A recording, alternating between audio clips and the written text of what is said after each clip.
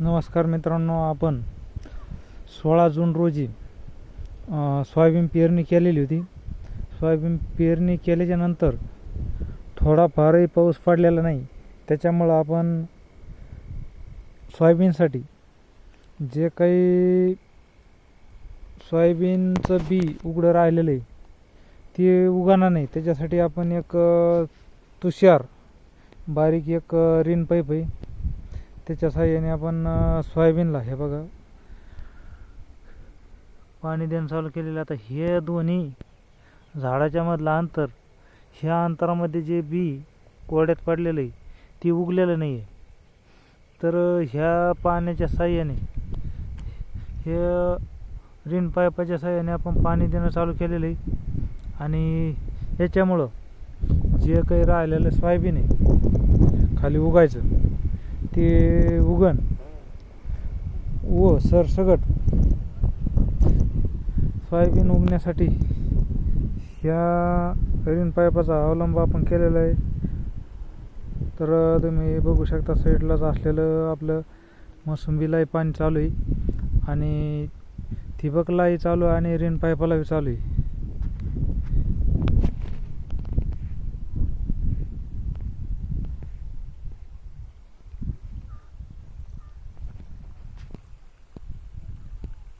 त्याच्यामध्ये जास्त प्रमाणात दिसत नाही, पण हे रिन पाईप इकडे 7 फूट आणि इकडे 7 फूट असं 15 फूट लांब पाणी मारतंय. आणि जे मोसंबीचे पाटे हे बरोबर पूर्णपणे भिजतात आणि जे बुडं मोसंबीचे राहिलेले आहेत त्यांना या प्रकारे ठिबक चालू आहे.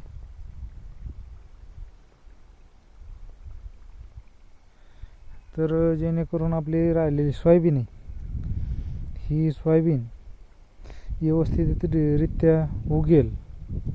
म्हणजे याला जास्त दिवस जर सोयाबीन ही जमिनीत राहिली तर उगण्याची शक्यता नाही. म्हणजे पाऊस कधी येतो आणि कधी नाही याची शक्यता नसल्यामुळं आपण वेळेअभावी, पावसाच्या अभावी आपण ही रिन पाईपाची एक पलटी देऊन घेणार आहे आणि आपली राहिलेली सोयाबीन निश्चितच उगेल. त्याच्यामुळं ही रिन पाईप आपण आतरून घेतलेला आहे.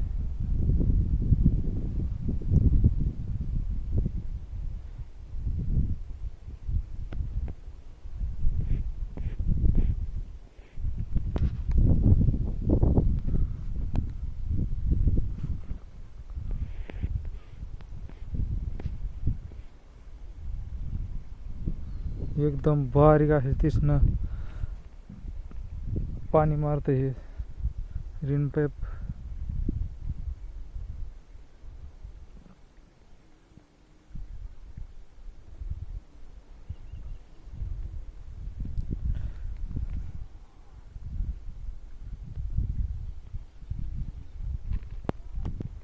तर या प्रकारे आपल्या सोयाबीनचं राहिलेलं बी उगून जाईल. त्याच्यामुळं आपण हे रिन पाईपाचा अवलंब केलेला आहे. काही शेतकऱ्यांनी असे जुगाड करून आपल्या सोयाबीनला राहिलेलं बी उगण्यासाठी हे जुगाड वापरलं तर निश्चितच फायदा होईल. हे बघा, तर या ठिकाणी बी बघा उगलेलं नाही आणि उकरून बघितल्यानंतर खाली बी निघत आहे. हे बघा, तर त्याच्यामुळं हे पाणी देणं गरजेचं आहे. बघा.